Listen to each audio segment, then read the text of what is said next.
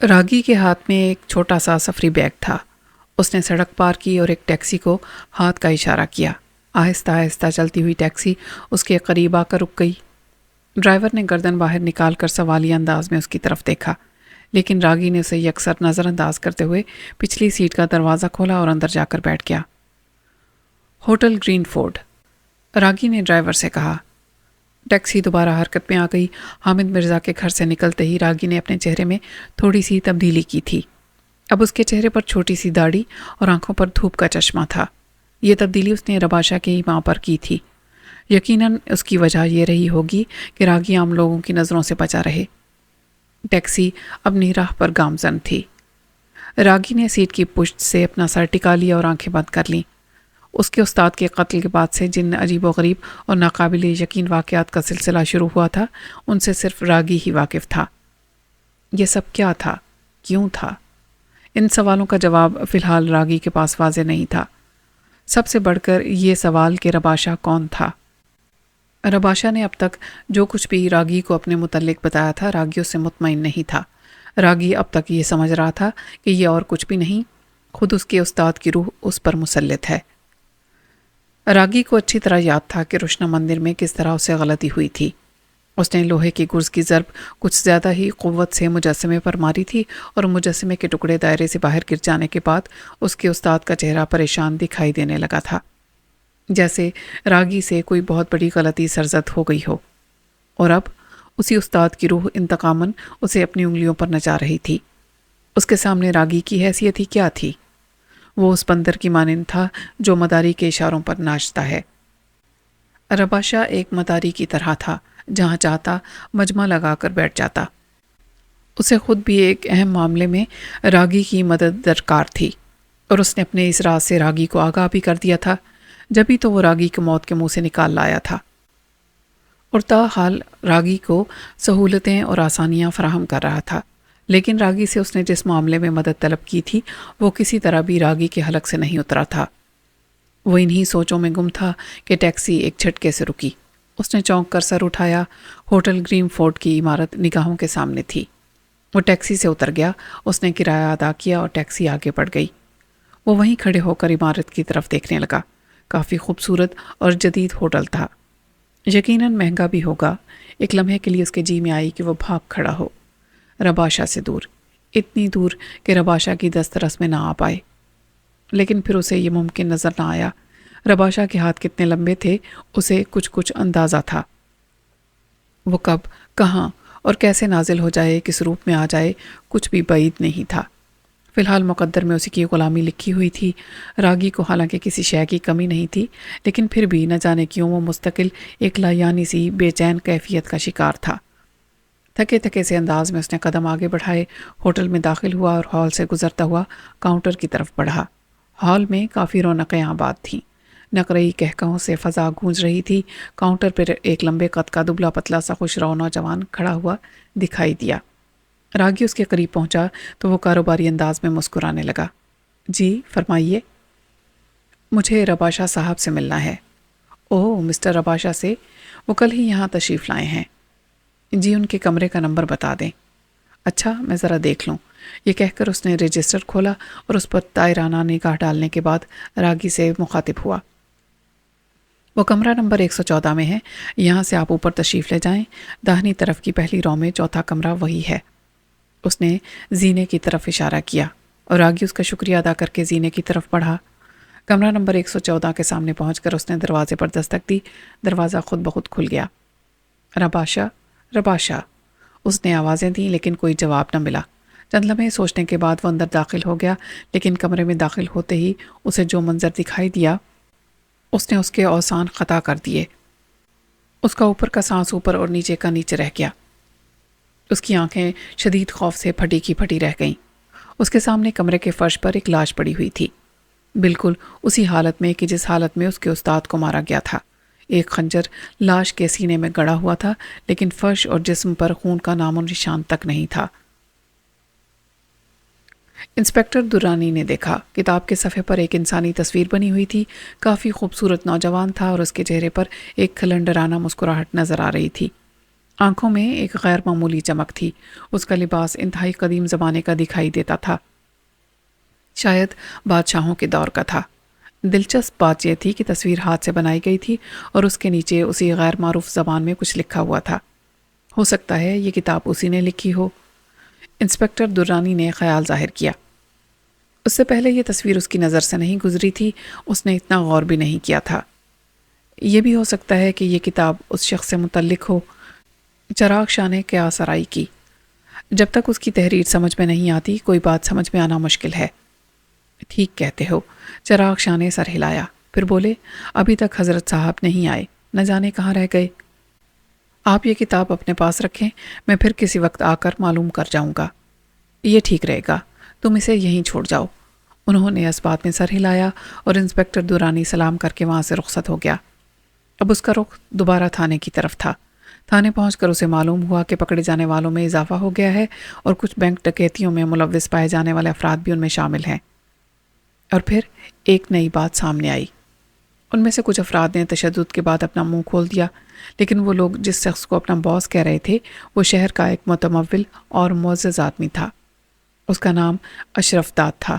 شہر میں کئی گارمنٹس فیکٹریوں کا مالک تھا. یہی نہیں بلکہ کئی اعلیٰ افسران سے اس کے دیرینہ اور دوستانہ تعلقات تھے.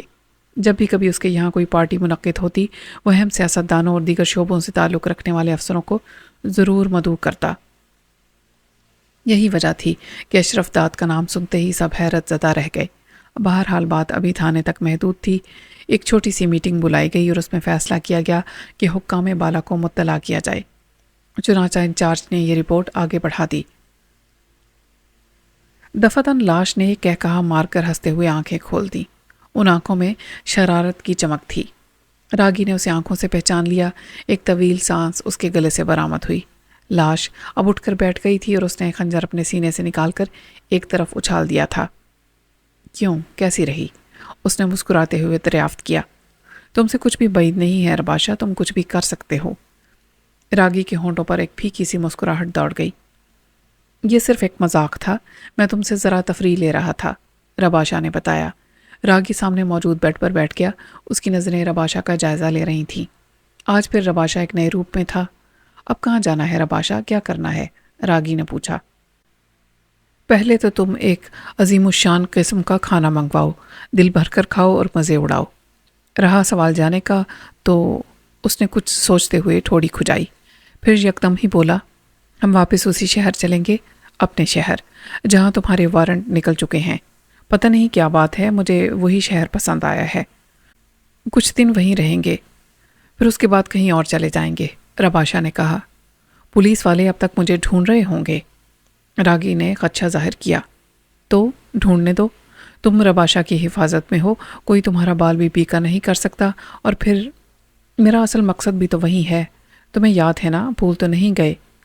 نہیں رباشا، میں بھولا نہیں ہوں، مجھے سب یاد ہے، راگی نے کہا. اور رباشا نے سر ہلا دیا. اس کا انداز بتا رہا تھا کہ وہ کسی سوچ میں گم ہے. حکام بالا کی طرف سے یہ بات واضح کر دی گئی تھی کہ اشرف داد ایک معتبر شخصیت ہے. اسے بدنام کرنے کی سازش کی گئی ہے. اگر وہ مجرمانہ سرگرمیوں میں ملوث ہے تو اس کے خلاف ثبوت مہیا کیا جائے. بغیر ثبوت کے کسی پر ہاتھ ڈالنا یا پوچھ گچھ کرنا سختی سے منع کیا گیا تھا. انسپکٹر درانی وغیرہ کو اندازہ تھا کہ یہ کس قدر نازک مسئلہ ہے. اشرف داد اگر ایک جانب مجرم تھا تو دوسری طرف اس کے بڑے بڑے لوگوں سے تعلقات بھی تھے اور ایسے لوگوں سے نمٹنے میں دانتوں پسینہ آ جاتا تھا. کافی سوچ بچار کے بعد انسپکٹر درانی نے فیصلہ کیا کہ وہ اشرف داد سے ملاقات ضرور کرے گا. گویا یہ ملاقات سرسری ہی صحیح، لیکن انسپکٹر درانی اس ملاقات سے کچھ اندازہ لگانا چاہتا تھا. اس نے اپنے اس خیال سے انچارج کو آگاہ کر دیا. وہ فوراً ہی بولا، اوپر سے آرڈر آئے ہیں کہ اشرف داد سے کسی قسم کی پوچھ گچھ نہ کی جائے اور اس کے خلاف ثبوت فراہم کر دیا جائے. انسپکٹر درانی نے آنکھیں چھپکائیں. جواباً انچارج نے کندھے اچکا دیے. اس سے کھلے ملے بغیر ہم کیسے ثبوت مہیا کر سکتے ہیں سر؟ اس نے پھر سوال کیا. اوپر والوں کا آرڈر، ان کی بات چھوڑیں سر. انسپکٹر درانی کا لہجہ تلخ تھا.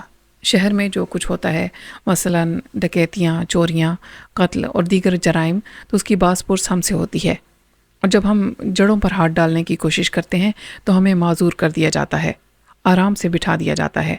آپ خود فیصلہ کریں، جب اشرف داد جیسے لوگ جرائم میں ملوث ہوں گے تو ملک میں کرپشن کا کیا حال ہوگا؟ مجھے سب کچھ معلوم ہے، انچارج نے اس بات میں سر ہلایا، لیکن یہ بتاؤ ہم کیا کر سکتے ہیں؟ سر، کم از کم قانون کے ہاتھ مضبوط ہونے چاہیے۔ ہم لوگ تو بس دعا ہی کر سکتے ہیں کہ ہمارے حکمران بے غرض ہو کر ملک اور قوم کی فلاح کے لیے منصوبے بنائیں۔ ہم لوگ تو ظاہر ہے کہ حکم کے غلام ہیں، انچارج نے کہا۔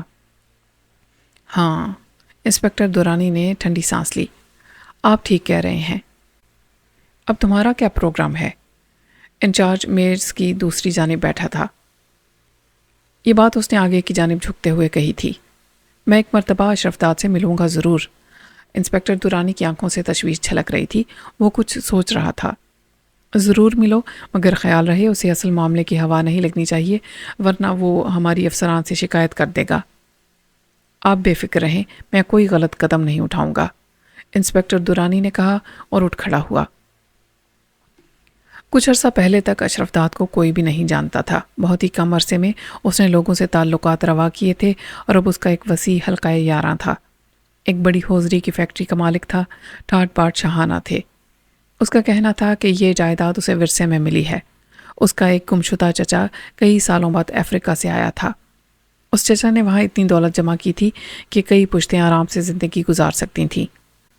اشرف داد اپنے خاندان میں واحد مرد مجاہد تھا، یعنی اس کے گمشدہ چچا اور اشرف داد کے باپ کے علاوہ صرف اشرف داد کی پیدائش کے 2 سال بعد اشرف داد کا باپ جہان فانی سے کوچ کر گیا تھا۔ یہی وجہ تھی کہ گمشدہ چچا کی تمام جائیداد کا وارث اشرف داد قرار پایا۔ یوں راوی نے اس کے مقدر میں عیش ہی عیش لکھ دیے۔ قارون کا خزانہ گویا ہاتھ لگ گیا تھا۔ اس کا کہنا تھا کہ ہوزری کی فیکٹری اس نے صرف جسمانی طور پر چست رہنے کے لیے کھول رکھی ہے تاکہ ہاتھ پیروں میں زنگ نہ لگے۔ کافی خوش مزاج اور بات بات پر کہے لگانا اس کی عادت تھی۔ بعض اوقات اپنی فیکٹری میں معمولی سا کام کرتا دکھائی دیتا۔ فیکٹری کے ورکر پسے پشت اسے سنکی کہتے تھے، لیکن بہرحال اس سے خوش تھے کیونکہ وہ ورکرز کا خیال رکھتا تھا۔ انسپکٹر دورانی نے ایک سرسری سی نگاہ اس کی عالی شان کوٹھی پر ڈالی اور چوکی دار کے ہاتھ اپنا کارڈ تھما دیا۔ چوکی دار بوڑھا تھا، اس کی نظر بھی کمزور تھی کیونکہ وہ کارڈ چہرے کے قریب لے گیا تھا۔ دورانی کو حیرت ہوئی، اشرف داد نے اتنی بڑی کوٹھی کی حفاظت کے لیے کمزور نگاہ کا مالک چوکی دار کیوں رکھا ہوا ہے؟ تم انتظار کرو، ابھی آتا ہے انسپکٹر صاحب، یہ کہہ کر وہ اٹھا اور اندر چلا گیا۔ انسپکٹر دورانی گیٹ کے قریب ہی ٹہلنے لگا، وہ کوٹھی کا جائزہ لے رہا تھا۔ اندرونی حصے میں سفیدے کے درخت لہلہا رہے تھے اور اوپری منزل کی کھڑکیاں دکھائی دے رہی تھیں۔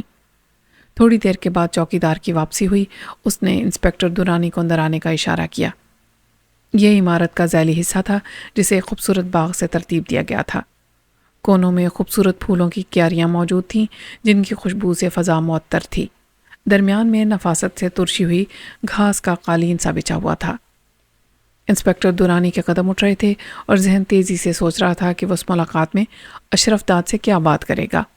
وہ چلا تو آیا تھا لیکن اب موضوع گفتگو اس کی سمجھ میں نہیں آ رہا تھا۔ ذیلی حصہ عبور کرتے ہی وہ اصل عمارت کے احاطے میں داخل ہوئے، جس کے مین گیٹ پر 2 گارڈز دکھائی دیے۔ اس کا مطلب یہ تھا کہ اصل چوکی دار تو عمارت کے اندر موجود تھے۔ بوڑھے آدمی کو بس خانہ پوری کے طور پر رکھا گیا تھا۔ گارڈز کو مطمئن کرنے کے بعد اسے ڈرائنگ روم میں لایا گیا۔ فرش پر تبیز اور قیمتی قالین بچھا ہوا تھا، غرض یہ کہ ہر چیز سے عمارت ٹپک رہی تھی۔ ڈرائنگ روم کو سجانے کے لیے لاکھوں روپے خرچ کیے گئے تھے۔ انسپکٹر دورانی صوفے پر بیٹھا تھا اور اندر دھنستا چلا گیا تھا۔ تھوڑی دیر گزری تھی، ایک نوکر چائے کی ٹرالی گھسیٹتا ہوا اندر داخل ہوا۔ اس نے ادب سے اسے چائے اور دیگر لوازمات سرو کیے اور چلا گیا۔ اب تک اشرف داد سامنے نہیں آیا تھا۔ انسپکٹر دورانی نے چائے کا کپ اٹھا لیا۔ وہ چائے کی کھون بھر رہا تھا کہ ایک نوجوان اور سمارٹ سا آدمی 3 پیس سوٹ میں ملبوس اندر داخل ہوا۔ اس کے چہرے پر ایک خوشگوار سی مسکراہٹ تھی۔ اس نے انسپکٹر دورانی کو سلام کیا اور مصافحہ کیا۔ ارے، آپ نے بسکٹ وغیرہ تو لیے نہیں؟ نوجوان نے چائے کی ٹرالی کی طرف دیکھتے ہوئے کہا۔ اس کی آواز میں نسوانیت کی جھلک تھی۔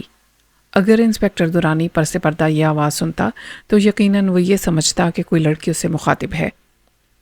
بس جی، شکریہ، انسپکٹر دورانی مسکرایا۔ وہ اشرف داد صاحب ابھی تک؟ جی ہاں، نوجوان نے فوراً سر ہلایا۔ میرا نام جواد احمد ہے، میں ان کا سیکٹری ہوں۔ بات یہ ہے کہ اچانک ہی اشرف داد صاحب فیکٹری روانہ ہو گئے ہیں، جس کی وجہ سے آپ ان سے ملاقات نہیں کر سکیں گے۔ میں آپ کو یہی بتانے آیا تھا۔ اوہ، انسپکٹر درانی کے منہ سے نکلا۔ وہ کب گئے؟ ابھی کچھ دیر پہلے ہی، ورنہ وہ آپ سے ضرور ملتے۔ چلیے کوئی بات نہیں، میں پھر کسی وقت حاضر ہو جاؤں گا۔ کوئی پیغام اگر آپ دینا چاہیں؟ نوجوان کا لہجہ سوالیہ تھا۔ ارے نہیں، درانی ہنسا، میں تو بس یوں ہی ملنے کے لیے آ گیا تھا۔ ان کی بہت تعریف سنی ہے، بس ملاقات کا اشتیاق تھا۔ اوہ اچھا، اجازت دیجیے، میں پھر کسی دن حاضر ہو جاؤں گا۔ یہ کہہ کر انسپکٹر درانی کھڑا ہو گیا۔ جواد احمد نے اسے گرم جوشی سے رخصت کیا۔ انسپکٹر درانی وہاں سے سیدھا گھر پہنچا تھا۔ اسے گھر والوں کے ذریعے اطلاع ملی تھی کہ چراغ شاہ کا فون آیا تھا۔ انہوں نے کہا تھا کہ جیسے ہی درانی میاں آئیں ان سے کہہ دیں کہ چراغ شاہ سے فوراً مل لیں۔ اب انسپکٹر درانی نے چراغ شاہ کے آستانے کی طرف دوڑ لگائی۔ اس پیغام کا مطلب یہ تھا کہ انہوں نے اس پراسرار کتاب کے متعلق کوئی اہم بات معلوم کر لی ہے۔ اشرف داد کے چکر میں انسپکٹر درانی اس کتاب کو یکسر بھول گیا تھا۔ جب وہ آستانے پہنچا تو چراغ شاہ اور ان کے پیر صاحب کے گرد کافی لوگ جمع تھے۔ یہ لوگ علاج وغیرہ کے سلسلے میں آئے ہوئے تھے۔ چراغ شاہ اور ان کے پیر صاحب کو فارغ ہونے میں کافی وقت لگا۔ انسپکٹر درانی انتظار کرتا رہا۔ آخر کار بہت دیر بعد موقع ملا۔ وہ ان دونوں کے قریب جا بیٹھا۔ چراغ شاہ بار بار اپنے پیر صاحب کی طرف دیکھ رہے تھے اور پیر صاحب کے چہرے کے تاثرات بتا رہے تھے کہ وہ الفاظ ڈھونڈ رہے ہیں۔ انسپکٹر درانی کو الجھن سی محسوس ہونے لگی۔ بات یہ ہے درانی بیٹے، بالآخر پیر صاحب گویا ہوئے۔ بعض اوقات ایسا ہوتا ہے کہ اندھیرے کو صرف اندھیرا ہی سجھائی دیتا ہے، لوہے کو لوہے سے ہی چوٹ ماری جاتی ہے۔ میں کچھ سمجھا نہیں پیر صاحب، انسپکٹر درانی نے کہا۔ اس شخص کے ساتھ میرا مطلب ہے راگی کے ساتھ گندی قوتیں مصروف عمل ہیں۔ کیسی گندی قوتیں؟ انسپکٹر درانی نے استفہامی انداز میں دونوں کی طرف دیکھا۔ اس کی سمجھ میں نہیں آ رہا تھا کہ حضرت صاحب کیا چاہ رہے ہیں۔ چراغ شاہ بھی خاموش تھے۔ ان گندی قوتوں کو تم شیطان سے موسوم کر سکتے ہو۔ کالا جادو، سفلی، منفی خیالات اور تمام گندے عوامل جو اللہ رب العزت کو سخت ناگوار گزرتے ہیں۔ یہ تمام عمل شیطانی عمل ہیں، سخت گناہ ہیں، اور ایسے کام کرنے والے شیطان کے پیروکار ہوتے ہیں۔ اور چونکہ شیطان بھی بے انتہا قوت رکھتا ہے، اس لیے ان قوتوں کو مٹانا کوئی آسان کام نہیں ہوتا۔ انہوں نے سمجھایا۔ آپ کے کہنے کا مقصد یہ ہے کہ راگی بظاہر اکیلا ہے، لیکن اس کے اور بھی مددگار ہیں۔ شاباش، تم کسی حد تک سمجھ گئے ہو۔ وہ کون لوگ ہیں؟ لوگ؟ پیر صاحب اتنا کہہ کر خاموش ہو گئے۔ وہ کسی سوچ میں ڈوب گئے تھے۔ چند لمحوں کے بعد خود ہی بولے، اس بات کو چھوڑ دو، فی الحال اس موضوع پر گفتگو کرنے کا کوئی فائدہ نہیں ہے۔ فی الوقت تم کو جو کام کرنا ہے وہ یہ ہے کہ کالے جادو کے کسی ماہر کا بندوبست کرو۔ راگی کے ساتھ جو قوتیں مصروف عمل ہیں انہیں کوئی کالا جادو کرنے والا ہی زیر کر سکتا ہے۔ یوں سمجھ لو اس کا مقابلہ راگی سے کروانا ہے۔ راگی ہے کہاں؟ انسپکٹر درانی نے بےتابی سے پوچھا۔ وہ اس وقت کہیں بھی ہو، لیکن اس کے خلاف عمل ہوگا تو وہ خود ہی آئے گا۔ بلکہ ہو سکتا ہے راگی نہ آئے، لیکن وہ شیطانی قوتیں ضرور نمودار ہوں گی۔ اوہ، انسپکٹر درانی کے منہ سے نکلا۔ پھر اس نے کہا، آپ نے اس کتاب سے کیا معلوم کیا؟ بہت کچھ، اور کچھ بھی نہیں۔ حضرت صاحب مسکرائے، لیکن یہ مسکراہٹ کچھ بجھی بجھی سی تھی۔ کیا مطلب؟ اس کتاب کو بھی فی الحال بھول جاؤ، جو کام میں نے تمہیں بتایا ہے وہ کرو۔ راگی کے سلسلے میں کالا جادو کرنے والے کافی لوگوں سے میری ملاقات ہوئی تھی۔ انہی میں سے ایک شخص وہ بھی تھا جس نے مجھے روشنا مندر کا پتہ بتایا تھا۔ میرا خیال ہے میں اسی سے رابطہ کرتا ہوں۔ حضرت صاحب نے سر ہلا کر مختصر ترین جواب دیا۔ انسپکٹر محسوس کر رہا تھا کہ حضرت صاحب بہت سی باتیں چھپا رہے ہیں، وہ بتانا نہیں چاہ رہے۔ اسے قطعی اندازہ نہیں تھا کہ حضرت صاحب کا رویہ اس قدر مبہم کیوں ہے۔ کئی باتیں جواب طلب تھیں، خاص طور پر اس کتاب کے متعلق۔ وہ کیسی کتاب تھی، کس زبان میں تھی، اس میں کیا تھا، اس کتاب میں وہ تصویر کس کی تھی۔ انسپکٹر درانی بہت کچھ جاننا چاہتا تھا، لیکن حضرت صاحب کا انداز بتا رہا تھا کہ وہ اس موضوع پر گفتگو کرنا ہی نہیں چاہتے۔ چراغ شاہ بھی اس دوران میں خاموش ہی رہے تھے۔ تمہیں جلد سے جلد یہ کام کرنا چاہیے، حضرت صاحب نے تھوڑی دیر کے بعد کہا، ہو سکے تو آج ہی، ورنہ پھر کل تم نے لازمی یہ کام کرنا ہے۔ ارے ہاں چراغ دین، ذرا چائے تو بنواؤ۔ وہ چراغ شاہ کی طرف گھوم گئے۔ جی اچھا۔ وہ فوراً ہی اٹھ کھڑے ہوئے اور آستانے سے باہر چلے گئے۔ انسپکٹر درانی انہیں جاتے ہوئے دیکھتا رہا، پھر وہ حضرت صاحب کی طرف متوجہ ہوا۔ میں اس سے کیا بات کروں؟ کس سے؟ کالے علم والے سے؟ جی، اسے میرے پاس لے آؤ، میں اسے سمجھا دوں گا کہ کس طرح اس شیطانی قوت سے مقابلہ کرنا ہے۔ یہ مقابلہ کہاں ہوگا حضرت صاحب؟ انسپکٹر درانی نے پوچھا۔ روشنا مندر میں، حضرت صاحب نے ٹھہرے ہوئے لہجے میں کہا۔ انسپکٹر درانی ان کی شکل تکنے لگا۔ اس پروفیسر عامل کا نام یوگیندر ناتھ تھا، ادھیڑ عمر تھا، لیکن جسمانی صحت قابل رشک تھی۔ رنگ گدمبی تھا اور ان کی آنکھوں میں ہمہ وقت نیند کا خمار اجاگر رہتا تھا۔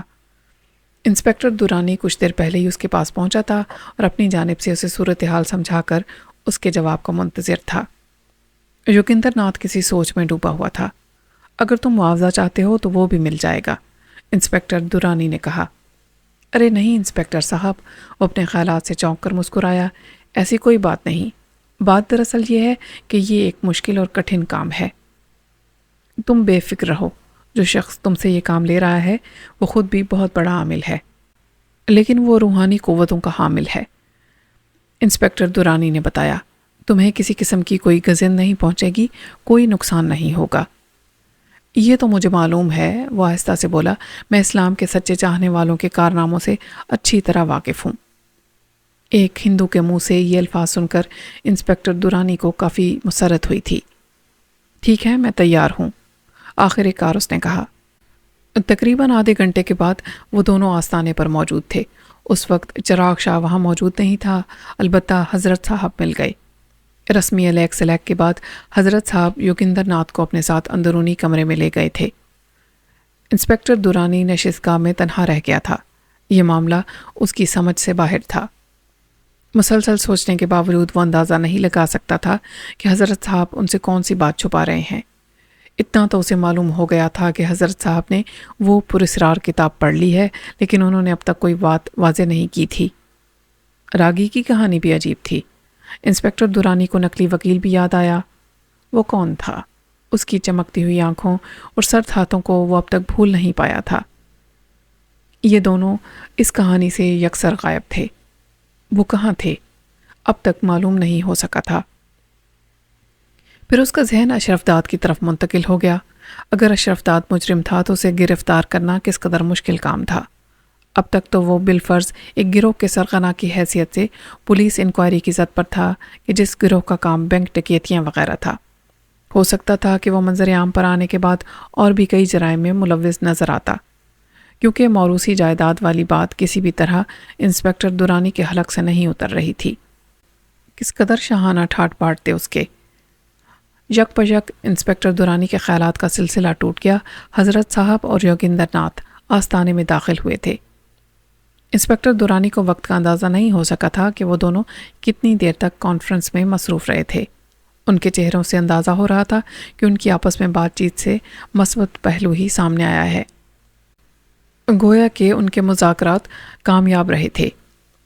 دونوں کے چہروں پر مسکراہٹ تھی، خاص طور پر یوگیندر ناتھ کے چہرے پر دبا دبا سا جوش دکھائی دیا، جسے انسپکٹر درانی سمجھ نہ سکا۔ وہ دونوں قریب ہی آ بیٹھے۔ میاں درانی، حضرت صاحب بولے، یوگیندر صاحب اس کام کے لیے تیار ہیں۔ جو عمل اس کے لیے ضروری ہے اس کی تیاری میں تھوڑا سا وقت لگے گا۔ ہم لوگ شاید 3 دن کے بعد روشنا مندر کی طرف روانہ ہوں گے۔ کیا خیال ہے؟ وہ یوگیندر ناتھ کی طرف مڑے۔ میرا خیال ہے کہ آپ لوگوں کی ضرورت نہیں ہے، یوگیندر ناتھ نے کہا، اور ویسے بھی مندر کے اندر تو صرف میں ہی عمل کروں گا، اس لیے میں اکیلا ہی وہاں جاؤں گا۔ حضرت صاحب کچھ دیر تک سوچتے رہے، پھر سر ہلا کر بولے، ٹھیک ہے، ایسا ہی کریں گے۔ انسپکٹر درانی اس دوران خاموشی رہا تھا۔ حضرت صاحب کی طرف سے فی الحال انسپکٹر درانی فارغ تھا۔ اب جو معاملات ظہور میں آنے والے تھے ان سے انسپکٹر قطعی نابلد تھا۔ ویسے اس کو چراغ شاہ اور اس کے پیر صاحب کی صلاحیتوں پر پورا بھروسہ تھا۔ جو عمل یوگیندر ناتھ کے ذریعے کیا جا رہا تھا اس کے بارے میں حضرت صاحب کا کہنا تھا راگی اور اس کے حمایتی اس عمل کے ذریعے کھل کر سامنے آ جائیں گے، کیونکہ وہ مقابلہ کریں گے اور اس کے لیے انہیں دو بدو آنا ہوگا۔ انسپکٹر درانی کو صرف راگی اور اس نقلی وکیل کو بازیاب کرانے کی خواہش تھی۔ اس معاملے میں CIA بھی ناکام ہو چکی تھی، یہاں تک کہ ریڈیو اور ٹی وی پر بھی خصوصی اعلانات کرائے گئے تھے، لیکن اب تک کوئی فائدہ نہیں ہوا تھا۔ راگی کی طرف سے توجہ ہٹا کر انسپکٹر درانی نے اشرف داد کے سلسلے میں ہاتھ پاؤں مارنا شروع کر دیے۔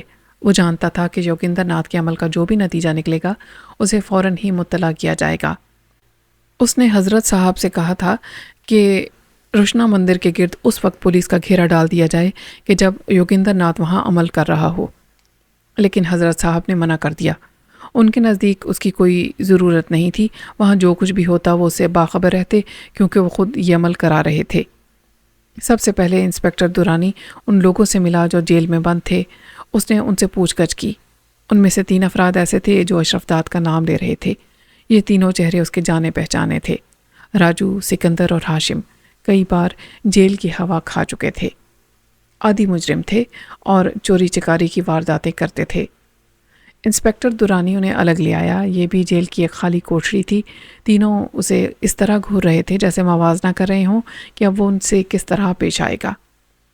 فکر مت کرو، میں یہاں تمہیں مار پیٹ کرنے کے لیے نہیں لایا، جو کچھ پوچھوں بس صاف صاف بتا دو، انسپکٹر درانی نے کہا۔ ہمیں جو معلوم تھا ہم نے بتا دیا، راجو نے کہا۔ وہ تو تم نے دوسروں کو بتایا ہے، میری بات کرو، درانی مسکرایا۔ تم کیا معلوم کرنا چاہتے ہو انسپکٹر؟ سکندر نے اسے گھورا۔ تم لوگوں نے اشرف داد کا نام کیوں لیا؟ تو اور کس کا نام لیں؟ راجو نے جھنجھلا کر کہا۔ ہم لوگوں کو یہ بتایا گیا تھا کہ اگر کسی بھی وقت ہم پکڑے گئے تو جیل کی سلاخوں کے پیچھے جانے سے پہلے ہی ہمیں چھڑا لیا جائے گا، لیکن ہم لوگ یہاں اتنے دنوں سے سڑ رہے ہیں اور کوئی پوچھنے بھی نہیں آیا۔ درانی نے سر ہلایا۔ کس نے بتایا تھا؟ اشرف داد ہی ہوگا، اور کون ہو سکتا ہے؟ راجو لاپرواہی سے منہ بنا کر بولا۔ ہوگا سے کیا مراد ہے؟ ارے اب وہ آواز بدل کر بولتا ہے، پہلے وہ اپنی اصل آواز میں ہمیں فون پر ہدایت دیتا تھا کہ کہاں کارروائی کرنی ہے، اور اب اس نے اپنی آواز بدل لی ہے۔ سالہ زنانوں جیسی آواز نکالتا ہے۔ ہاشم نے بھی دخل دیا۔ انسپکٹر درانی کے کان کھڑے ہو گئے۔ کیا مطلب ہے تمہارا؟ اس نے پوچھا۔ اب جو آواز ہمیں حکم دیتی ہے وہ بالکل زنانہ لگتی ہے۔ اس کا کہنا ہے کہ اب وہی ہمارا باس ہے اور اسے صرف باس ہی کہا جائے۔ تم لوگ اس کا حکم ماننے پر مجبور کیوں ہو؟ ظاہر ہے تم لوگ جو کارروائی کرتے ہو اس میں سے تمہیں صرف حصہ ملتا ہوگا۔ ہم مجبور ہیں، ہاشم سر جھکا کر بولا۔ ہمارے کچھ راز ان لوگوں کے پاس ہیں، اگر وہ سب کے سب سامنے آ گئے تو ہم کسی کو منہ دکھانے کے قابل نہیں رہیں گے۔ ابھی اس قابل ہو؟ انسپکٹر درانی نے پوچھا۔ تینوں نے اس بات کا کوئی جواب نہ دیا۔ اچھا، اب میری بات غور سے سنو، انسپکٹر درانی خود ہی بولا۔ اس کا انداز رازدارانہ تھا۔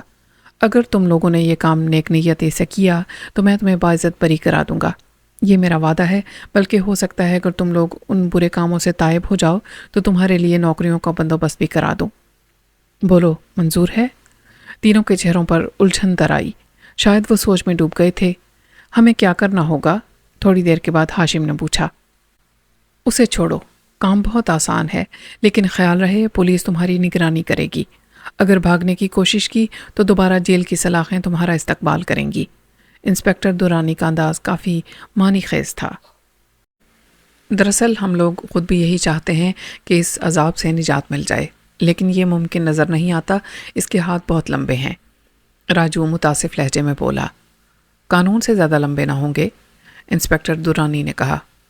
قانون ہی تو اس کی پشت پناہی کر رہا ہے، یہ بات آپ بھی جانتے ہیں انسپکٹر صاحب، ہاشم تلخ لہجے میں بولا۔ انسپکٹر درانی نے کوئی جواب نہ دیا، وہ اپنے ذہن میں ایک پروگرام ترتیب دے رہا تھا، اور ویسے اس بات کا اس کے پاس کوئی جواب نہیں تھا۔ بہرحال اس نے تینوں سے کہا کہ وہ رات کے وقت ان کے پاس آئے گا اور تفصیل سے ساری بات بتا دے گا۔ لائحہ عمل کیا ہے، انہیں کیا کرنا ہے، سارا پلان انہیں رات کو ہی سمجھائے گا۔ یہاں سے فارغ ہو کر وہ انچارج کے پاس پہنچا۔ تم کیا کرتے پھر رہے ہو؟ اس نے پوچھا۔ وہ اس وقت ایک فائل کا مطالعہ کر رہا تھا۔ فائل اس نے ایک جانب رکھ دی۔ اندھیرے میں تیر چلا رہا ہوں۔ کیوں؟ کیا پولیس والوں کا اسلحہ ضبط ہو رہا ہے؟ انچارج شاید موڈ میں تھا۔ انسپکٹر درانی ہنس پڑا۔ جی نہیں، میں نے محاورتاً کہا تھا۔ اوہ اچھا، اشرف داد کے چکر میں لگا ہوا ہوں، آپ نے 2 اہم کام کرنے ہیں۔ بولو کیا کرنا ہے؟ اشرف داد کی تو کم بختی آ ہی گئی ہے۔ انچارج مسکرایا۔ نہیں بلکہ کم بختی تو میری آئی ہے۔ سب سے پہلے آپ اعلیٰ حکام کو یہ رپورٹ دیں کہ اشرف داد پر جو الزام لگایا گیا تھا وہ بے بنیاد تھا۔ کیوں؟ کیا مطلب؟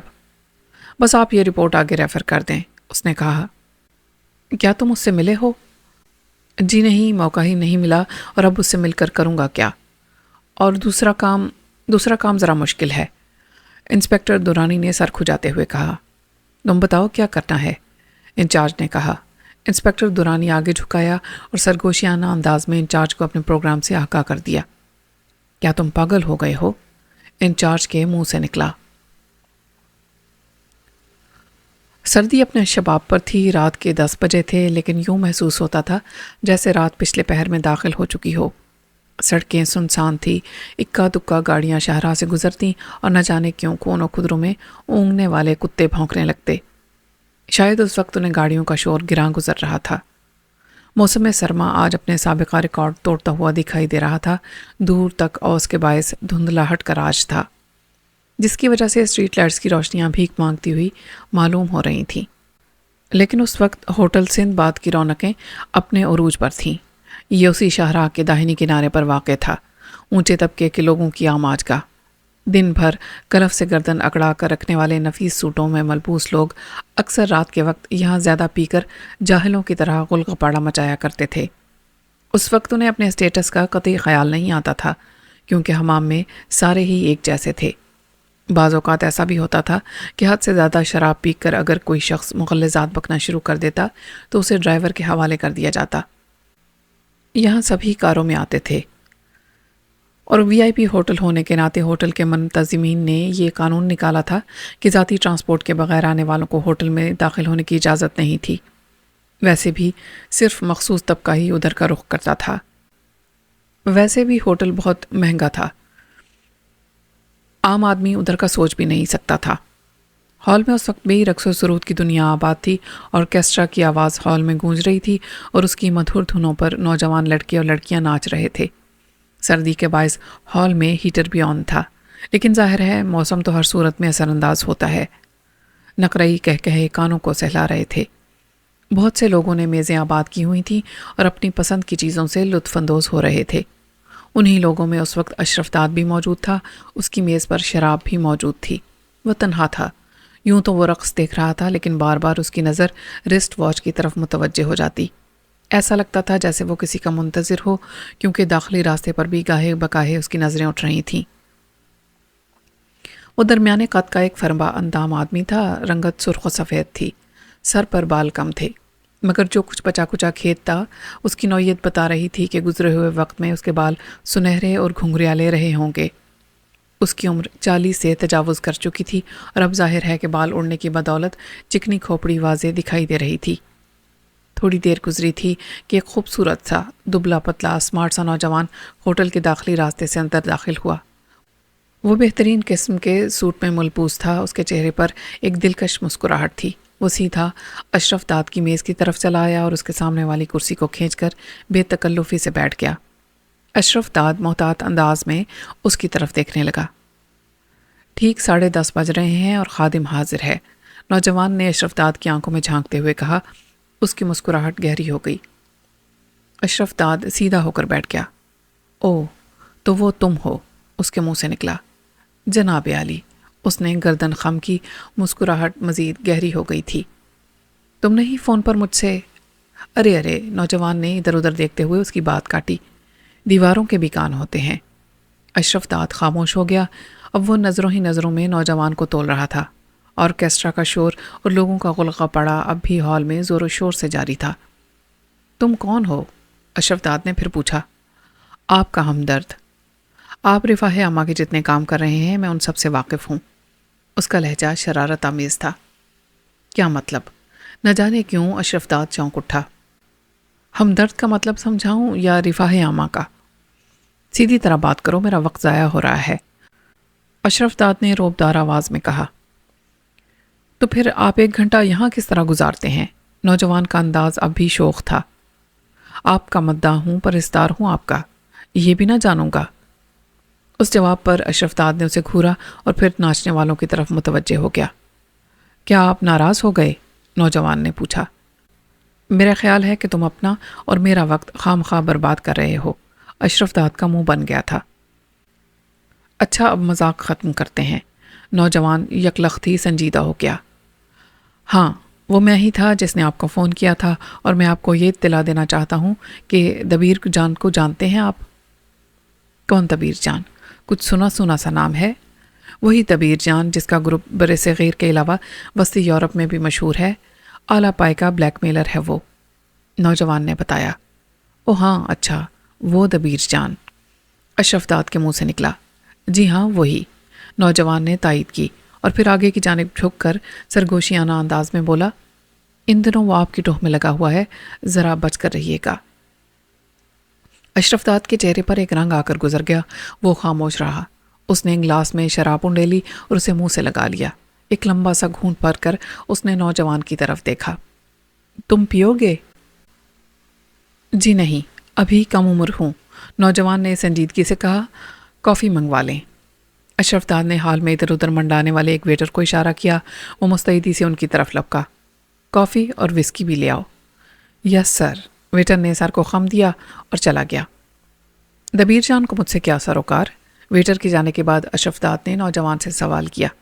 واہ جناب، نوجوان نے ہلکا سا کہکہا لگایا۔ آپ کے چہرے کا رنگ تو یوں پھیکا پڑ گیا تھا، آپ اسے اچھی طرح جانتے ہیں۔ بکواس مت کرو، تم نہ جانے کیا کیا بک رہے ہو، اشرف داد بھنا کر بولا۔ این اسی وقت کاؤنٹر سے ایک ویٹر ان کی طرف بڑھا اور اس نے اطلاع دی۔ اشرف داد صاحب، آپ کا فون ہے۔ میرا فون؟ اچھا۔ یہ کہہ کر وہ اٹھا اور نوجوان کی طرف دیکھ کر بولا، تم بیٹھو، میں فون ریسیو کر کے آتا ہوں۔ وہ ویٹر کے ہمراہ کاؤنٹر کی طرف بڑھ گیا۔ اس کے جاتے ہی نوجوان کے ہونٹوں پر ایک شرارت آمیز مسکراہٹ دوڑ گئی۔ کاؤنٹر پر پہنچ کر اس نے ریسیور کان سے لگایا۔ ہیلو، میں اشرف داد بول رہا ہوں۔ غضب ہو گیا سر، کچھ سمجھ میں نہیں آ رہا کہ کیا ہوا ہے، دوسری طرف سے جواد احمد اپنے مخصوص سٹائل میں بولا۔ اس کا لہجہ کچھ پریشان سا تھا۔ کیا ہوا جواد؟ سر ابھی تھوڑی دیر قبل ہی یہ واقعہ پیش آیا ہے۔ جس تھانے میں وہ لوگ بند تھے وہاں چند نامعلوم افراد نے جدید اسلحے سے لیس ہو کر دھاوا بول دیا۔ ان کے اور پولیس کے درمیان زبردست فائرنگ کا تبادلہ ہوا اور پھر وہ ہمارے چند آدمیوں کو جیل سے نکال کر فرار ہو گئے۔ ہمارے آدمیوں کو وہ اپنے ساتھ لے گئے ہیں۔ جواد نے مختصراً تفصیل بتائی۔ کون سے آدمی؟ کیوں بکواس کر رہے ہو؟ تمہارا دماغ خراب ہو گیا ہے کیا؟ نان سینس، یہ کہہ کر اشرف داد نے غصے سے ریسیور کریڈل پر پٹک دیا۔ وہ تیزی سے پلٹا تھا، لیکن اب اس کے چہرے پر غصے کی بجائے تشویش کے آثار تھے۔ بے وقوف آدمی، وہ زیر لب بڑبڑایا۔ یہاں فون کرنے کی کیا ضرورت تھی؟ نوجوان اس کا منتظر تھا۔ ویٹر کافی اور وسکی رکھ کر چلا گیا تھا اور نوجوان کافی پارٹ سے ایک کپ میں کافی انڈیل رہا تھا۔ اس نے گردن اٹھا کر اشرف داد کی طرف دیکھا اور دوبارہ اپنے کام میں مصروف ہو گیا۔ اشرف داد دھم سے کرسی پر ڈھیر ہو گیا۔ خیریت تو ہے اشرف صاحب؟ نوجوان نے کافی کا گھونٹ لے کر پوچھا۔ ہاں، تم جلدی سے اپنا مدعا بیان کرو، مجھے جانا ہے، ایک ضروری کام ہے۔ یہ کہہ کر اس نے وسکی کا ایک پیک بنایا اور جلدی جلدی شراب حلق سے اتارنے لگا۔ مدعا کیا بیان کروں؟ جو بات تھی وہ بتا دی، نوجوان نے کندھے اچکائے۔ یہ بات تم فون پر بھی بتا سکتے تھے۔ میں نے کہا نا کہ دیواروں کے بھی کان ہوتے ہیں، اس بات کی اہمیت کا آپ کو بعد میں معلوم ہوگا۔ دیکھا جائے گا، اشرف داد نے لاپرواہی سے کہا۔ وہ گلاس خالی کر چکا تھا۔ دفعتاً وہ بے ساختہ ہنس پڑا اور پھر ہنستا ہی چلا گیا۔ کیا ہوا اشرف داد صاحب، خیریت تو ہے؟ نوجوان نے بوکھلا کر کہا، لیکن صاف ظاہر تھا کہ وہ ایکٹنگ کر رہا ہے۔ اشرف داد کو اتنا ہوش کہاں تھا کہ وہ یہ بات محسوس کر سکتا۔ کچھ نہیں، وہ ہنستے ہوئے بولا۔ وہ اب کرسی پر ادھر ادھر ہچکولے کھا رہا تھا۔ نوجوان نے فوراً ہی ہوٹل کے عملے کو اطلاع دی۔ اشرف داد کی حالت کافی مضحکہ خیز ہو گئی تھی۔ ایک چھوٹا سا مجمع لگ گیا تھا، ہر کوئی ہنس رہا تھا اور اشرف داد کی حالت سے محظوظ ہو رہا تھا۔ یہ کبھی اتنی تو نہیں پیتے، آج شاید، ایک ویٹر نے اپنا جملہ ادھورا چھوڑ دیا۔ اب اشرف داد کو اٹھا کر اس کی کار تک پہنچایا گیا، لیکن اتفاق سے اس کا ڈرائیور غائب تھا۔ مجبوراً نوجوان کو ہی اس کی کار سنبھالنا پڑی۔ میں نے گھر پہنچا دوں گا۔ ان کا ڈرائیور آئے تو میری کار اس کے حوالے کر دیجیے گا. میرا نام دانش ہے، وہ میری کار گھر پہنچا دے گا. مجھے اچھی طرح جانتا ہے. نام یاد رہے گا نا؟ نوجوان نے عملے سے مخاطب ہو کر کہا. عملے نے اس بات میں سر ہلا دیا. نوجوان نے انہیں اپنی کار کی چابی تھما دی. اشرف داد کی اب بھی وہی حالت تھی. وہ ہنس رہا تھا اور مغلظات بک رہا تھا. عملے کے چہروں پر دبی دبی سی مسکراہٹیں تھیں. یہ تو ہوٹل کے معمولات تھے. زیادہ شراب پی کر جانے والوں کا اکثر یہی حال ہوتا ہے. تھوڑی دیر کے بعد اشرف داد کی کار پارکنگ سے نکل رہی تھی. بڑی مشکل سے اشرف داد کو کار میں منتقل کیا گیا تھا اور ڈرائیور کی جگہ نوجوان سٹیئرنگ سیٹ پر براجمان تھا. اشرف داد کو ہوش آیا تو وہ ایک کرسی سے بری طرح جکڑا ہوا تھا. یہ ایک چھوٹا سا کمرہ تھا جس میں اور بھی کرسیاں موجود تھیں. مزید 3 افراد بھی اسے اپنی ہی جیسی حالت میں کرسیوں سے بندھے ہوئے دکھائی دیے. وہ انہیں اچھی طرح پہچانتا تھا. کمرے میں ان کرسیوں کے علاوہ اور کوئی ساز و سامان نہیں تھا. داہنی جانب ایک دروازہ بھی دکھائی دیا تھا. تینوں افراد ہوش میں تھے اور اسے گھور رہے تھے. اس کا مطلب اشرف داد صاحب؟ ایک نے غصے سے پوچھا. کیا مطلب؟ تم لوگ کون ہو؟ اشرف داد نے حیرت ظاہر کی. اب وہ کرسی پر مچل رہا تھا. شاید اندازہ کر رہا تھا کہ اسے کتنی مضبوطی سے باندھا گیا ہے. یہ اچانک کون سی افتاد پڑی تھی؟ اسے یاد تھا کہ اس نوجوان کے ساتھ بیٹھا ہوا شراب پی رہا تھا. اس کے بعد کیا ہوا اسے کچھ یاد نہیں تھا. بہت خوب. دوسرا طنزیہ انداز میں بولا. ہمیں بھول گئے؟ اپنے کارکنوں کو ہی بھول گئے؟ یہ اب کون سا نیا ڈرامہ رچایا ہے؟ ہمیں اس طرح کیوں باندھ رکھا ہے؟ دماغ تو ٹھیک ہے؟ دیکھ نہیں رہے میں خود بندھا ہوا ہوں اور میں تم لوگوں کو کیا جانوں؟ پتہ نہیں تم کون لوگ ہو. لگتا ہے تمہاری یادداشت چلی گئی ہے. میں راجو ہوں، یہ سکندر ہے اور یہ ہاشم. کون راجو؟ کون سکندر؟ کون ہاشم؟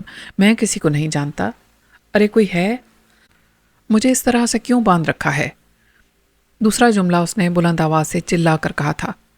دفعتاً دروازہ کھلا اور 3 نقاب پوش اندر داخل ہوئے.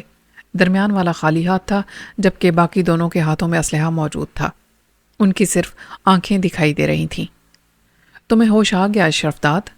خالی ہاتھ والے نے بھرائی ہوئی آواز میں پوچھا. اس کے دائیں بائیں والے چوکنے دکھائی دے رہے تھے. یہ کیا مذاق ہے؟ کون ہو تم لوگ؟ اور مجھ جیسے شریف آدمی کو تم لوگوں نے ایسے کیوں باندھ رکھا ہے؟ شریف آدمی؟ ہاں. خالی ہاتھ والے نے چھت شگاف کہا لگایا. تم اگر شریف آدمی ہو تو پھر شریفوں کو کیا کہیں گے؟ میں تم سب کے کارناموں سے اچھی طرح واقف ہوں. سنو اور غور سے سنو. میرا نام دبیر جان ہے. حسب معمول وہ رات بھی کافی سرد تھی.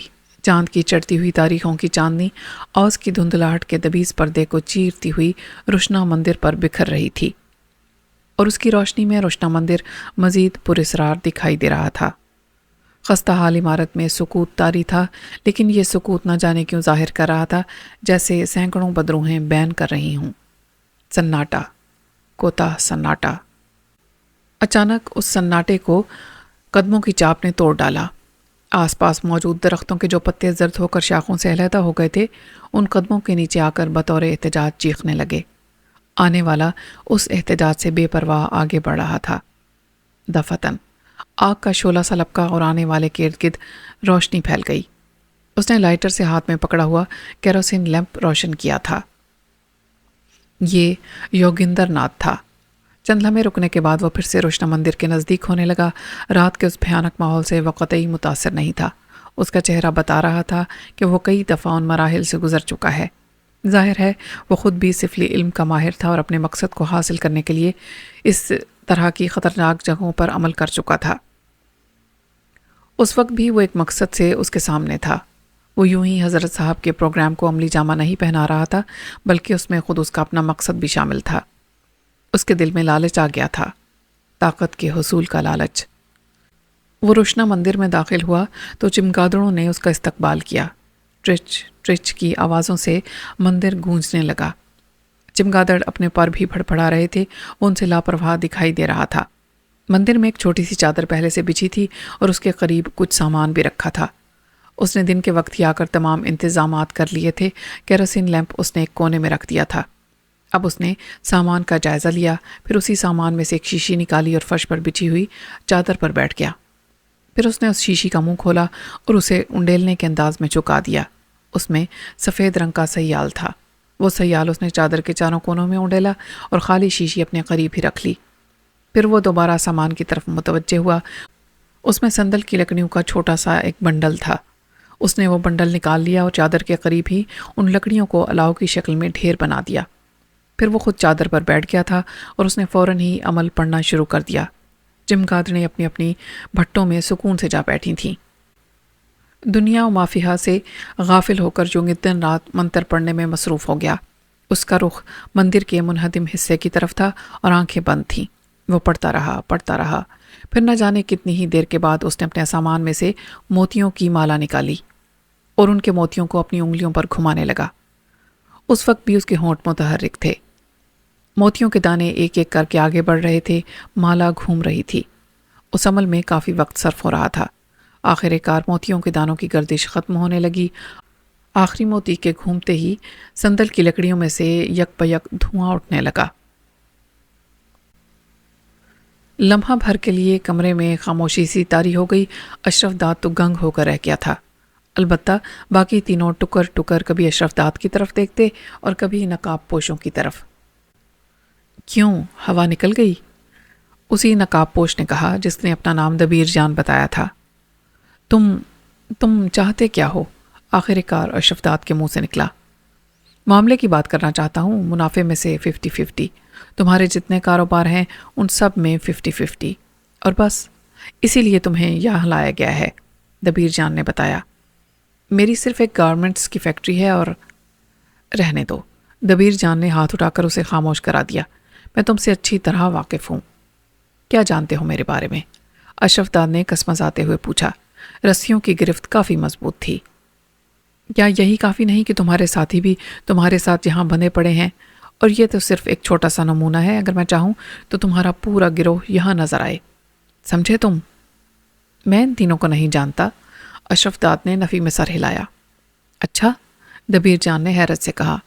پھر وہ افسوس زدہ لہجے میں بولا، تم تو بیکار آدمی ثابت ہوئے۔ یہ جھوٹ بول رہا ہے، ہم اسی کے آدمی ہیں، ہاشم بول پڑا۔ تم چپ رہو، دبیر جان نے اسے ڈانٹا۔ میں چھوٹے آدمیوں کو منہ نہیں لگاتا، اب دخل مت دینا۔ یہ کہہ کر وہ اپنے ساتھیوں سے مخاطب ہوا۔ گولی مار دو اسے، یہ اشرف داد تو بالکل بونگا سا آدمی ہے، ہمارے کس کام کا؟ یہ سنتے ہی نقاب پوشوں نے اشرف داد کی طرف بندوقیں تان لی اور ان کی انگلیاں ٹریگر پر دباؤ ڈالنے لگیں۔ اشرف داد کے چہرے پر سراسیمگی کے آثار دکھائی دیے اور اس سے پہلے کہ گولیوں سے چھلنی کر دیتی وہ یکدم چیخا۔ ٹھہرو، میں تیار ہوں۔ یوگیندر ناتھ نے ایک بار پھر مالا جپنا شروع کر دی۔ اچانک ہی سندل کی لکڑیوں سے نکلنے والے دھوئیں نے آگ پکڑ لی اور ان سے چٹخ چٹخ کی آوازیں آنے لگیں۔ اسی وقت ایک ہلکا سا دھماکہ ہوا۔ مندر کے منہدم حصے سے کود کر کوئی اندر آیا تھا۔ یوگیندر ناتھ سنبھل کر بیٹھ گیا۔ کود کر آنے والا تھوڑی ہی دیر میں یوگیندر ناتھ کے قریب آ کر کھڑا ہو گیا۔ وہ اپنی شکل و صورت اور جسامت سے بالکل قبر کا مردہ معلوم ہو رہا تھا۔ اس کی آنکھوں میں گویا سرچ لائٹس نصب تھیں۔ پورے جسم میں صرف آنکھیں ہی تھیں جن کی چمک اسے زندگی کے قریب کر رہی تھی، ورنہ وہ اس قدر دبلا پتلا اور سوکھا تھا کہ ہڈیوں کا ڈھانچہ معلوم ہوتا تھا۔ اس کی رنگت زرد تھی اور چہرہ سپاٹ تھا۔ اس کا لباس سفید اور بے داغ تھا۔ تاثرات سے عاری چہرے کے ساتھ وہ یوگیندر ناتھ کی چادر کے قریب کھڑا تھا۔ یوگیندر ناتھ مسلسل منتر پڑھنے میں مصروف تھا۔ دفتن وہ پراسرار آدمی آگے کو جھکا اور اس نے آگ کے شعلوں پر تھوک دیا۔ نہیں بھائی، ابھی کوئی بات نہیں ہوگی، چلو بھائی گولی مارو۔ ارے سنو تو صحیح دبیر جان، یہ واقعی میرے آدمی ہیں، یقین مانو میں تمہیں حصہ دینے کے لیے تیار ہوں۔ اشرف داد جلدی سے بولا۔ تم جان بچانے کے لیے مکر کر رہے ہو؟ نہیں، تم میرے سیکٹری سے معلوم کر لو، وہ میرا دایاں ہاتھ ہے، اس کا نام جواد احمد ہے۔ پہلے میں اپنے کارکنوں کو خود ہی احکامات دیتا تھا، لیکن اب تمام وارداتوں کی اطلاع وہی ان لوگوں تک پہنچاتا ہے۔ کہیں بھی ڈکیتی کرنی ہو یا دہشت گردی پھیلانی ہو، وہی تمام معاملات سنبھالتا ہے۔ میں صرف ان لوگوں کا بگ باس ہوں۔ اشرف داد اس غبارے کی مانند دکھائی دے رہا تھا جس کی ہوا نکل گئی ہو۔ دفتن دبیر جان نے دونوں ہاتھوں سے تالیاں بجائیں۔ فوراً ہی کمرے کا دروازہ کھلا اور بہت سے لوگ اندر داخل ہوئے۔ اشرف داد انہیں دیکھ کر بھونچکا رہ گیا۔ یہ پولیس کے محکمے سے تعلق رکھنے والے افسران تھے. ان کے ساتھ سول کپڑوں میں 2 میجسٹریٹ تھے. دبیر جان وغیرہ نے نقاب اتار دیے. ویری گڈ انسپکٹر درانی، تمہاری ذہانت کی داد دینی پڑے گی. ویری ایکسیلنٹ، ایک پولیس افسر نے مسکراتے ہوئے کہا. شکریہ سر. انسپکٹر درانی جو دبیر جان کے روپ میں تھا اس نے بھی مسکراتے ہوئے جواب دیا. دوسرے نقاب پوش بھی پولیس کانسٹیبل تھے. اشرف داد ایک ایک کی شکل تک رہا تھا. وہ بالکل ہونق دکھائی دے رہا تھا. اور اب مسٹر اشرف داد، انسپکٹر درانی نے اسے مخاطب کیا، اس سارے ڈرامے کا اینڈ یہ ہوگا کہ تم جیل کی سلاخوں کے پیچھے دکھائی دو گے. محکمے کے تمام افسران اور یہ میجسٹریٹ تمہارے اور میرے درمیان ہونے والی گفتگو کا ایک ایک لفظ سن چکے ہیں، اور یہی نہیں بلکہ اس گفتگو کو باقاعدہ ریکارڈ کیا گیا ہے. اسے کھول دو بھائی تاکہ یہ اپنی کرسی کے پیچھے بندھا ہوا ٹیپ ریکارڈر بھی دیکھ لے. یہ کہہ کر انسپکٹر دورانی اپنے افسران کی طرف مڑا. سر اب آپ لوگ اجازت دیں تو میں اس کے گھر پر بھی چھاپا ماروں گا. مجھے یقین ہے وہاں سے بھی اس کے خلاف بہت سے ثبوت مل جائیں گے. وارنٹ گرفتاری جاری کر دیے جائیں گے، فکر مت کرو دورانی. افسران نے اسے تسلی دی. اشرف داد کو جیسے سانپ سونگ گیا تھا. اس کے ہونٹ کپ کپ آ رہے تھے جیسے وہ کچھ کہنا چاہتا ہو لیکن اسے الفاظ نہ مل رہے ہوں. اسے کرسی سے کھول دیا گیا تھا. انسپکٹر دورانی کے اشارے پر کرسی کی پشت سے ٹیپ ریکارڈر بھی نکال لیا گیا. اشرف داد لڑکھڑاتے ہوئے قدموں سے کھڑا ہو گیا. عین اس وقت کمرے میں لگی ہوئی لائٹیں بجھ گئیں. گھپ اندھیرا چھا گیا. سب اپنی اپنی جگہوں پر کھڑے رہنا، حرکت مت کرنا، اشرف داد کو جکڑ کر رکھنا. کسی نے چیخ کر کہا. اندھیرا اتنا تھا کہ ہاتھ کو ہاتھ سجھائی نہیں دے رہا تھا. انسپکٹر دورانی نے جلدی سے اپنی جیب سے لائٹر نکالا. حالانکہ وہ سگریٹ نہیں پیتا تھا لیکن لائٹر ضرور رکھتا تھا. پھر 1-2 اور بھی لائٹر نکل آئے تھے. اشرف داد کو کانسٹیبلوں نے دبوچ رکھا تھا. عین اسی وقت ان سب نے تیز قسم کی گیس کی بو محسوس کی اور پھر وہ بو پورے کمرے میں پھیلتی چلی گئی. ذرا سی دیر میں کمرے میں موجود افراد بے ہوش ہو کر گرتے چلے گئے. کسی کو بھی کسی کا ہوش نہ رہا. انہیں سنبھلنے کا موقع ہی نہیں مل سکا تھا. وہ سب بے سود پڑے ہوئے تھے کہ کمرے کا دروازہ ایک بار پھر کھلا. سندل کی لکڑیوں کی آگ یک پشک بجھ گئی. آگ کا بجھنا تھا کہ یوگندر ناتھ نے آنکھیں کھول دی. تو نے آگ کیوں بجھائی؟ یوگندر ناتھ نے کڑکدار آواز میں پوچھا. مجھے آگ سے چڑھ ہے. پراسرار آدمی کے ہونٹ ہلے. اس کی آواز بھرائی ہوئی تھی اور بولتے وقت چہرہ ہر قسم کے جذبات سے آری تھا. میں یہ آگ دوبارہ جلاؤں گا، یوگندر ناتھ نے کہا. میں پھر بجھا دوں گا، جواب ملا. چل بجھا کر دکھا، یوگندر نے کہا اور منہ ہی منہ میں کچھ بڑبڑا کر لکڑیوں کی طرف ہاتھ اٹھا کر اشارہ کیا. آگ دوبارہ جل اٹھی. پراسرار آدمی نے دوبارہ وہی حرکت کی تھی لیکن اس بار اسے ناکامی ہوئی. یوگندر ناتھ زوردار آواز سے ہنسنے لگا. دوسری طرف سے اس آدمی کے چہرے پر تکلیف کے آثار دکھائی دینے لگے. تو کون ہے؟ یوگندر ناتھ غور سے اس کی طرف دیکھتے ہوئے بولا. میں رباشا ہوں، اس آدمی نے بمشکل کہا. کون رباشا؟ راگی کا ہمدرد. راگی کہاں ہے؟ یہ آگ بجھا دے، یہ آگ بجھا دے، رباشا نے کراہ کر کہا. تیرے پاس کون سی طاقت ہے؟ یوگندر ناتھ نے اس کی بات نظر انداز کر دی. میں خود ایک طاقت ہوں. یہ آگ بجھا دے، میرا جسم جھلس رہا ہے. وہ پھر کراہا اور دونوں ہاتھوں سے اپنا جسم رگڑنے لگا. اگر تو میری بات مان لے تو میں یہ آگ بجھا دوں گا، ورنہ تو خاک ہو جائے گا. جلدی بتا تو کیا چاہتا ہے؟ کیا تو جن ہے؟ نہیں. پھر کون ہے تو؟ میرا جسم پگھل رہا ہے. وہ اب تڑپنے لگا.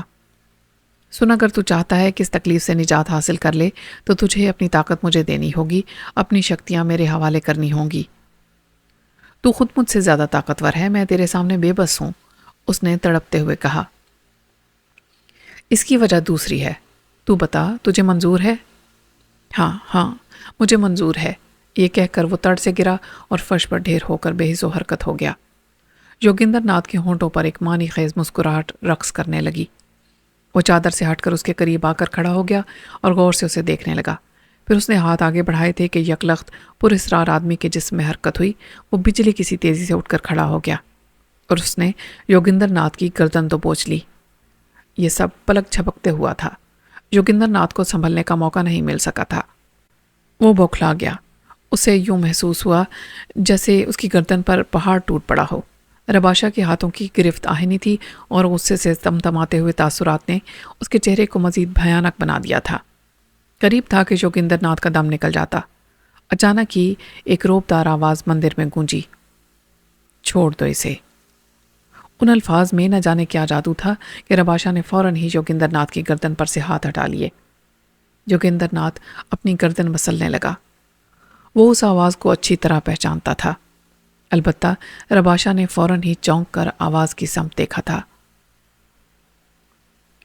انسپکٹر دورانی کو جس وقت ہوش آیا، دوسرے کچھ لوگ بھی ہوش میں آ چکے تھے۔ ان میں آفیسرز اور میجسٹریٹ بھی شامل تھے۔ سب ہڑبڑا کر اٹھ کھڑے ہوئے۔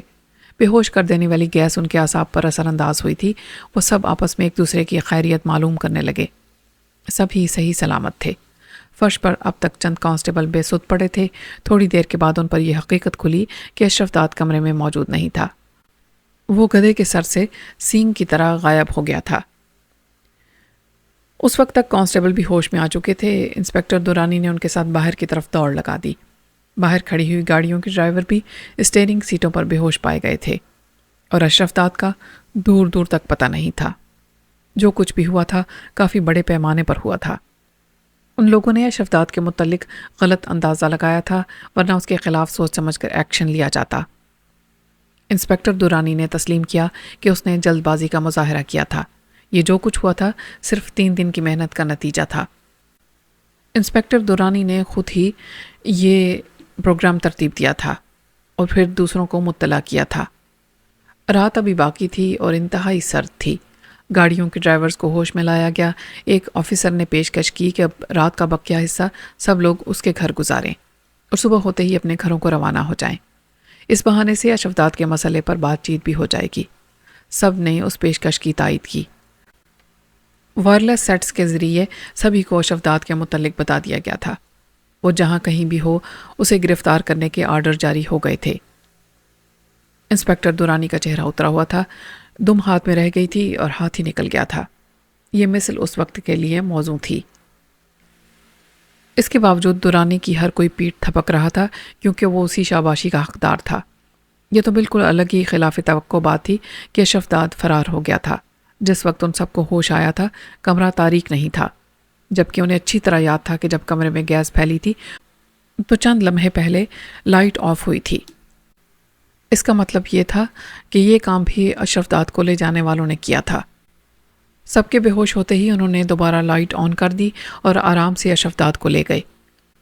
انسپکٹر دورانی کی خوبصورت سکیم کو خوبصورت طریقے سے فیل کر دیا گیا تھا۔ یہ چھوٹا سا قافلہ تھوڑی دیر بعد وہاں سے روانہ ہو گیا۔ آنے والا سامنے آ گیا۔ اس نے جوگندر ناتھ کی طرف بھرپور انداز سے دیکھا تو وہ نظریں چرانے لگا۔ مجھے خدشہ تھا کہ تم یہی کرو گے، اسی لیے میں تم سے زیادہ فاصلے پر نہیں تھا جوگندر ناتھ۔ مجھے معاف کر دو حضرت صاحب، مجھ سے بھول ہوئی۔ جوگندر ناتھ نے گردن جھکا لی۔ حضرت صاحب نے اسے کوئی جواب نہیں دیا، کیونکہ وہ اب رباشا کی طرف متوجہ تھے۔ خود رباشا بھی ٹکٹکی باندھے ہوئے انہیں گھور رہا تھا۔ دونوں ہی خاموش تھے۔ دفتن حضرت صاحب نے اپنا دایاں ہاتھ سر سے بلند کیا اور منہ ہی منہ میں کچھ پڑھنے لگے۔ رباشا اسی حالت میں ساکت رہ گیا۔ تھوڑی دیر گزری کہ ایک حیرت انگیز منظر دکھائی دیا۔ خاص طور سے جوگندر ناتھ کی آنکھیں حیرت کی زیادتی سے پھٹ پڑیں۔ رباشا کا جسم نچلی جانب سے جلتی ہوئی موم بتی کی طرح پگھلنے لگا۔ اس کے ارد گرد سخت بدبودار سیال جمع ہونے لگا۔ اس سیال کی بدبو پورے مندر میں پھیل گئی۔ حضرت صاحب کے ہونٹ مسلسل متحرک تھے اور رباشا کا جسم پگھل رہا تھا۔ تھوڑی دیر کے بعد اس کی گردن فرش پر ٹکی ہوئی دکھائی دی اور آخر کار وہ بھی سیال میں تبدیل ہو گئی۔ اب وہاں صرف بدبودار سیال موجود تھا۔ رباشا کا وجود غائب ہو چکا تھا۔ حضرت صاحب یوگندر ناتھ کی طرف متوجہ ہوئے، جو آنکھیں پھاڑ پھاڑ کر یہ تماشا دیکھ رہا تھا۔ چلو یوگندر ناتھ، کھیل ختم ہو گیا، انہوں نے کہا۔ یہ سب کیا تھا حضرت صاحب؟ یوگندر ناتھ کی آواز کسی کنویں سے آتی ہوئی محسوس ہو رہی تھی۔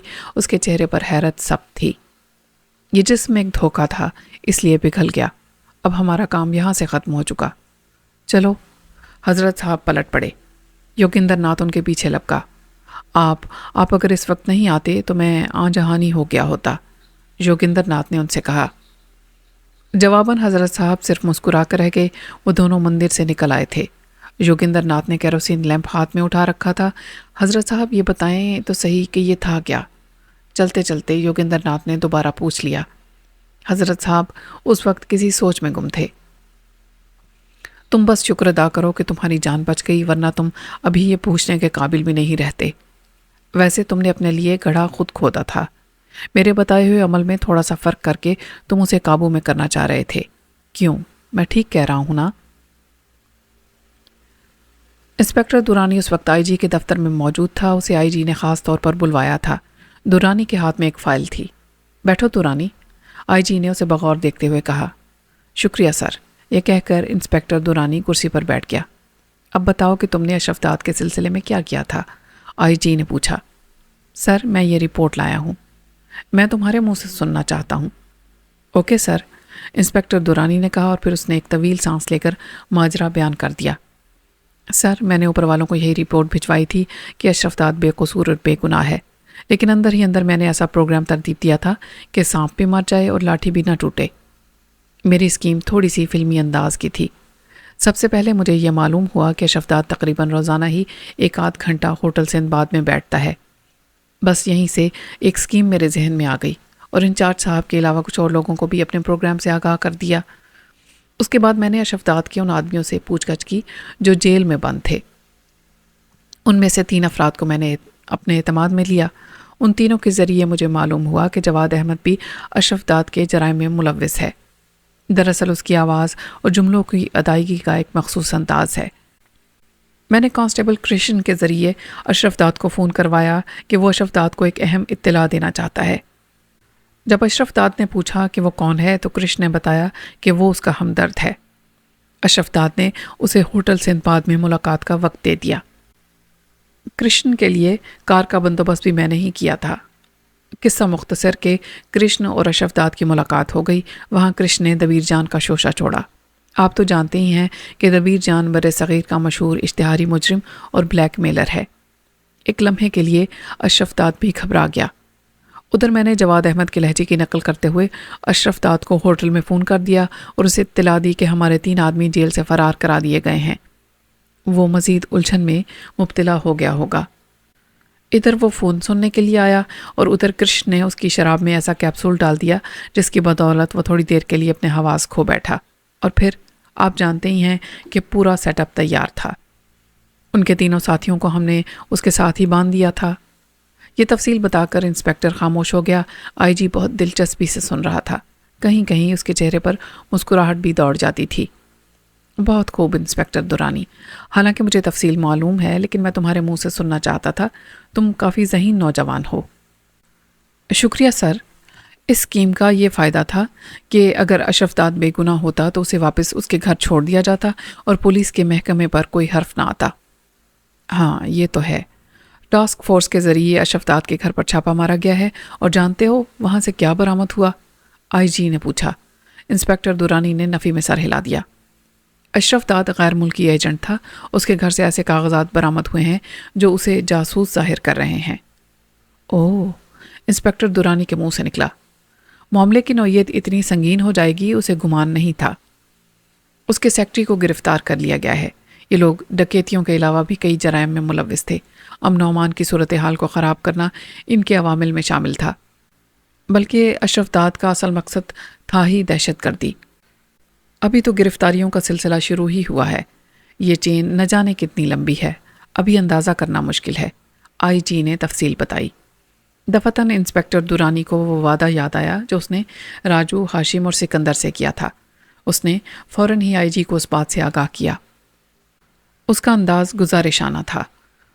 اس کی بات سن کر آئی جی مسکرا دیا اور سر ہلا کر بولا، تم فکر مت کرو، وہی ہوگا جو تم نے ان سے کہہ دیا تھا۔ شکریہ سر۔ انسپکٹر دورانی خوش ہو گیا۔ عین اسی وقت فون کی گھنٹی بجی۔ آئی جی نے ریسیور اٹھا لیا۔ آئی جی اسپیکنگ۔ یس، بات کراؤ۔ یہ کہہ کر وہ خاموش ہو گیا۔ چند لمحوں کے بعد وہ دوبارہ فون کی طرف متوجہ ہو گیا تھا۔ وہ سنتا رہا، اس کے چہرے کے تاثرات بدلتے جا رہے تھے۔ پھر اس نے ریسیور میں کہا، اوہ یہ تو بہت برا ہوا۔ ہاں اچھا، ٹھیک ہے، کوشش کرو۔ ویسے تو اب یہ ناممکن ہے۔ اللہ حافظ۔ اس نے طویل سانس لے کر ریسیور رکھ دیا اور انسپکٹر دورانی کی طرف دیکھ کر بولا، اشرف داد بحری راستے کے ذریعے ملک سے فرار ہو گیا ہے۔ جس وقت روشنا مندر میں رباشہ داخل ہوا تھا، راگی بھی مندر کے قریب موجود تھا۔ انہیں اس شہر میں آئے ہوئے کچھ ہی دن گزرے تھے۔ رباشہ نے راگی کے اصرار پر اس کی شکل و صورت اس حد تک تبدیل کر دی تھی کہ وہ آسانی سے پہچانا نہیں جا سکتا تھا۔ راگی کا شیو کافی بڑھ گیا تھا، آنکھوں پر ہر وقت چشمہ لگا رہتا تھا اور اس کے گال متورم ہو گئے تھے۔ اس نے اپنے بالوں کا سٹائل بھی تبدیل کر دیا تھا۔ آخر تمہیں ڈر کس بات کا ہے؟ میں ہوں نا تمہارے ساتھ، رباشہ نے اس سے کہا تھا۔ لیکن راگی مصر رہا اور رباشہ کو اس کے آگے ہتھیار ڈالنے پڑے، ورنہ راگی نے اس سے کہا تھا کہ وہ اسی حالت میں شہر واپس چلے اور بے دھڑک ہو کر شہر میں دندناتا پھرے، لیکن راگی نے یہ منظور نہ کیا۔ رباشہ نے حسب معمول راگی کو ایک ہوٹل میں ٹھہرایا تھا۔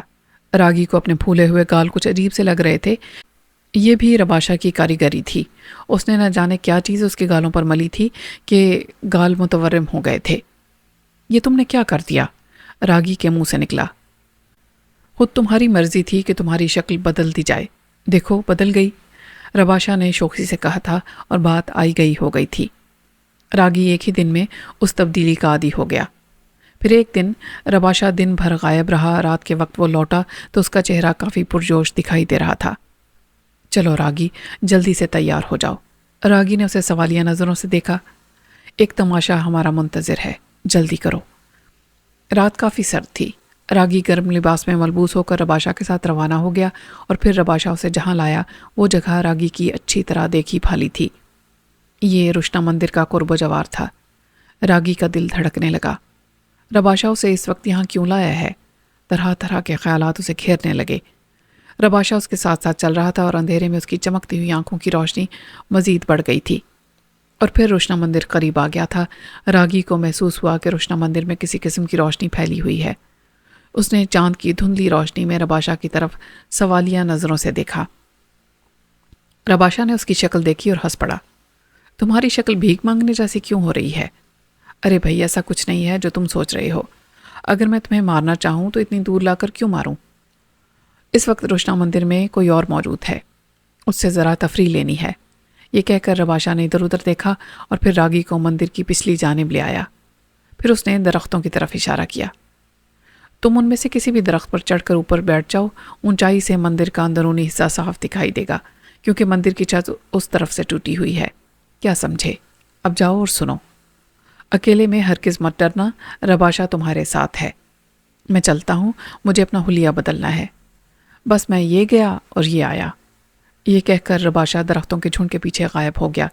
راگی نے ایک درخت منتخب کیا اور اونچائی پر پہنچ کر ایک مضبوط شاخ سے ٹیک لگا لی۔ واقعی یہاں سے مندر کا اندرونی منظر صاف دکھائی دے رہا تھا۔ اندر ایک شخص چادر بچھا کر بیٹھا ہوا تھا، اس کے قریب ہی کیروسین لیمپ روشن تھا۔ راگی کو اب معلوم ہوا تھا کہ اس وقت اسے مندر کا اندرونی حصہ روشن کیوں لگ رہا تھا۔ راگی دم سادے بیٹھا تھا۔ رات اپنا سفر طے کر رہی تھی۔ اس سناٹے میں جھینگروں کی جھائیں جھائیں کی آوازیں گویا گونج پیدا کر رہی تھیں۔